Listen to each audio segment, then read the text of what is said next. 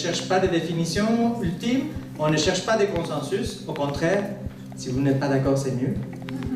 On cherche surtout à explorer la richesse sémantique de tous ces mots. On récapitule, on cherche 3 types d'éléments. Des éléments négatifs, donc des anti-définitions, des choses qui ne vont pas nous aider à comprendre, à saisir une notion. Des éléments positifs, même s'ils sont partiels, puis c'est des éléments transversaux, qui peu importe la langue, peu importe le site, vont vraisemblablement être très attachés à chacune de ces notions. Donc il y a des négociations qui se font, auxquelles on ne pense pas forcément au départ, mais dans les faits, dans l'opérationnalisation du projet, vont être très importantes. Des négociations de pouvoir aussi, on peut le dire. Donc il y a pas mal d'enjeux qui se jouent autour de cette base commune. Cette base commune ne sera pas satisfaisante pour tous les acteurs autour de la table, mais il est important de la discuter et de la négocier.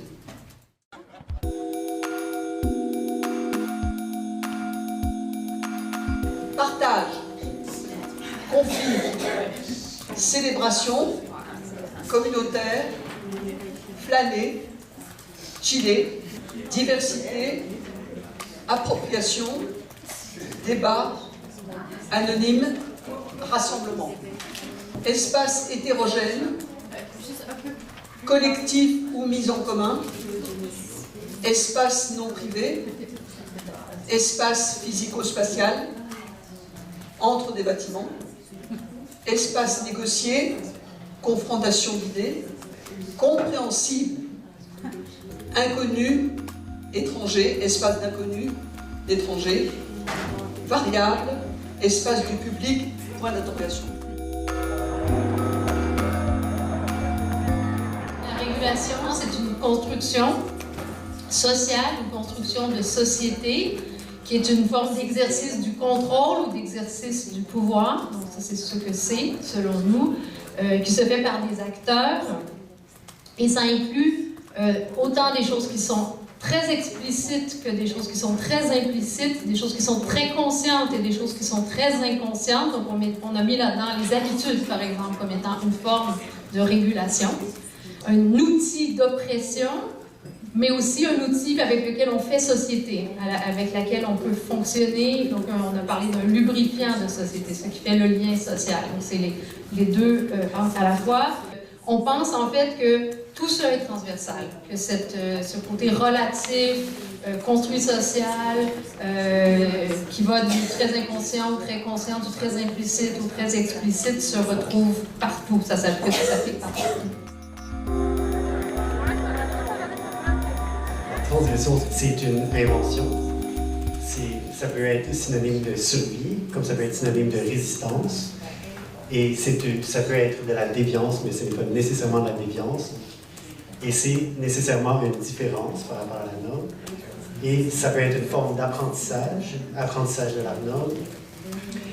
Et on a le mot liberté et on a proposé aussi le mot paradigme, dans le sens où c'est un mot qui est ambigu, qui peut vouloir dire comme un régime de normes, de règles, et qu'on brise, mais la transgression peut aussi être la base d'un nouveau paradigme. Donc, il y a la notion de transgression, mais aussi de création de paradigme. Il y a la notion de mouvement dans la transgression. Il y a le rapport aux normes, qui est donc souvent la notion de rupture par rapport aux normes. La transgression, elle est relative, donc elle est perçue différemment selon les acteurs. Et c'est quelque chose qui est relationnel, donc qui met les acteurs en relation.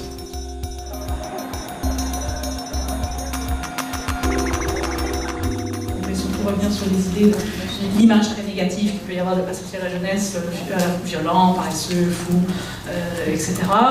Et en même temps, donc l'idée de gang, mais aussi, là, ça peut tomber dans le positif aussi, dans la mesure où la bande, le groupe, le soutien des pairs est très très important. C'est le processus de construction de l'indépendance, de l'autonomie, de la responsabilité, de construction des jeunes comme étant des acteurs, de la jeunesse comme une phase de processus, de construction identitaire, de positionnement de statut, de changement biologique, et qui se fait en partie aussi donc, dans la socialisation par ou avec les pairs. Alors, Living Lab, c'est flexible, On accueille l'unicité, dont l'unicité de la créativité des usagers, et c'est très flexible. Trust in the diversity of actors, par et pour les usagers, c'est un processus open to change, c'est un project, et il n'y a pas d'objectif prédéterminé.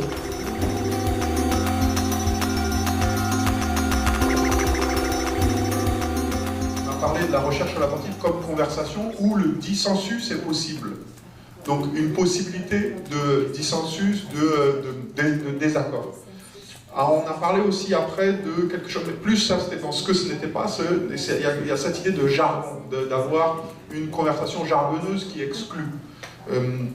Donc ce n'est pas une conversation jargonneuse qui exclut, mais aussi il y a eu cette idée, donc dans cette idée de dissensus, on a proposé l'idée que finalement, si les participants sont en désaccord même avec l'idée de recherche, qu'est-ce qu'on peut proposer? La recherche collaborative, paradoxalement, peut ne pas être de la recherche.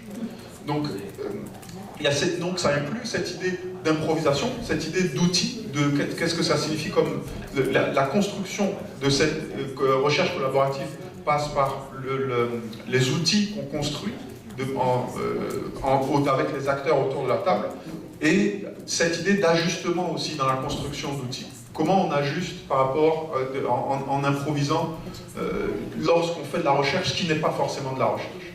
C'est un débat qui va se formaliser dans une recension, dans plusieurs recensions des écrits qui vont nous permettre d'aller encore plus loin dans l'exploration sémantique de ces termes-là, mais aussi notre terrain et notre contact avec les jeunes, avec les praticiens de différentes villes et différents pays à travers ces années-là vont aussi nous permettre de continuer cette réflexion. Donc c'était juste un début, un avant-goût en fait de quelque chose que l'on nous souhaite, on se souhaite collectivement.